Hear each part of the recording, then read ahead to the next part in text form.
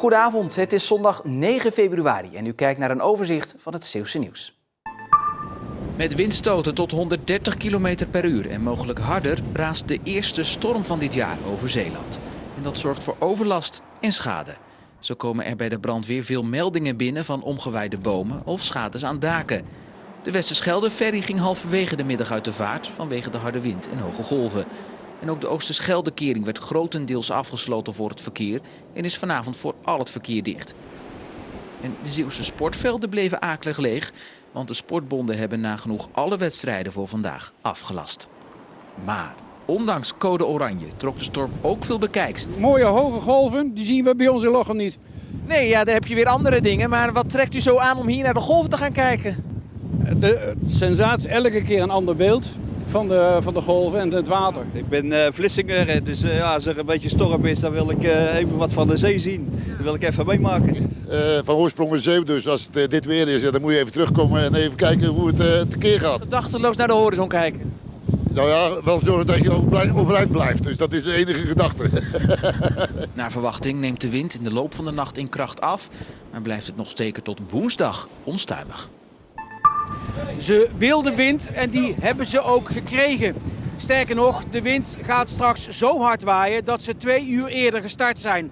Het NK tegenwindfietsen. 8 kilometer tegen de wind in over de Oosterschelde-kering. Een echte uitdaging vandaag.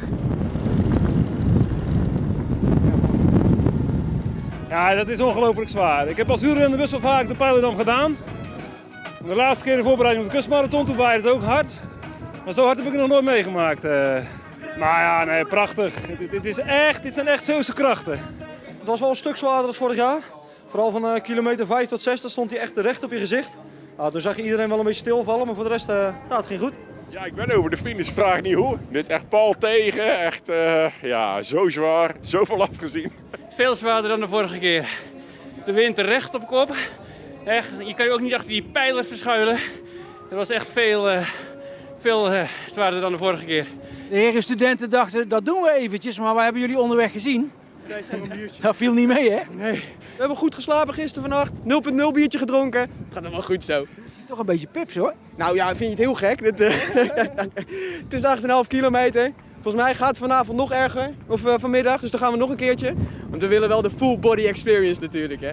Rond 2 uur vanmiddag besloot de organisatie dat het genoeg was vanwege de aangetrokken storm. In Overslag is een auto gisteravond frontaal op een boom geklapt. Dat gebeurde kort na 7 uur op de provinciale weg. De auto raakte door de klap zwaar beschadigd. De verwondingen van de bestuurder leken mee te vallen. Hij is wel ter controle overgebracht naar het ziekenhuis.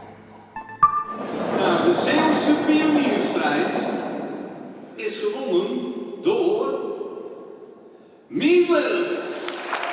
Voor de 7e keer zaterdagavond de Zeeuwse Pioniersprijs uitgereikt in het Abdijcomplex in Middelburg. Winnaar is vleesvervangerproducent Mietles uit Goes. Je hoopt er natuurlijk altijd op. Het is erg leuk en het is een mooie prijs. En het is ook een mooie erkenning voor wat we gedaan hebben in de afgelopen jaren. We hebben natuurlijk 15 jaar geleden een visie gehad. In een tijd dat de omzetting van vlees naar plantaardig nog helemaal niet een issue was. En het is natuurlijk niks moois voor een pionier of voor een ondernemer.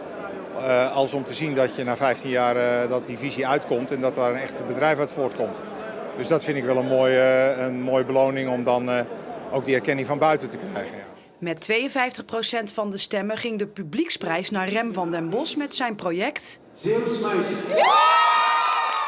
Ik denk dat het onderstreept wat wij doen, dat het belangrijk is. Dat er een vraag is naar verbinding, dat er ruimte gecreëerd moet worden voor het gesprek. Maar dat er ook een plaats is waar mensen naartoe kunnen komen om over deze thema's met elkaar te praten. Organisator van de prijs, de stichting De Zeeuwse Connectie, wil met het initiatief vooral Zeeland op de kaart zetten. Er gebeuren supermooie dingen in Zeeland en dan moeten we meer uitdragen. Meer van de daken schreeuwen, dat is goed voor het imago van Zeeland. Dat helpt die bedrijven, dat helpt mensen aantrekken. Uiteindelijk helpt het ook dus alles, elke Zeeuw.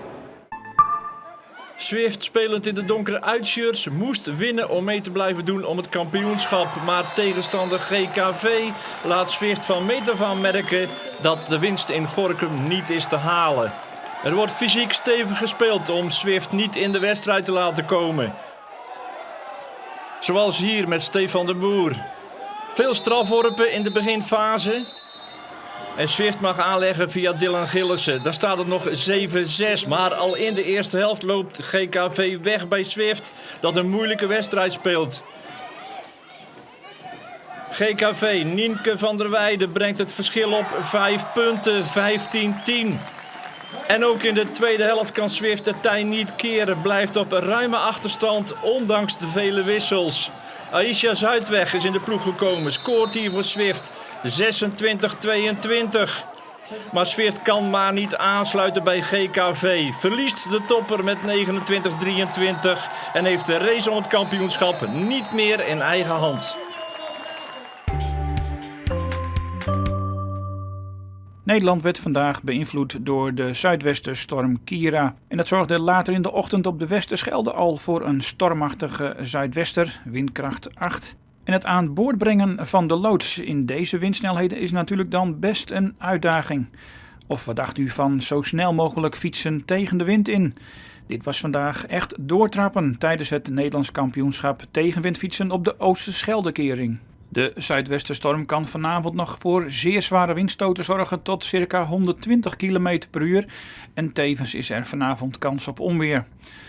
Later neemt in de loop van de nacht de wind iets af naar stormachtig uit het westen.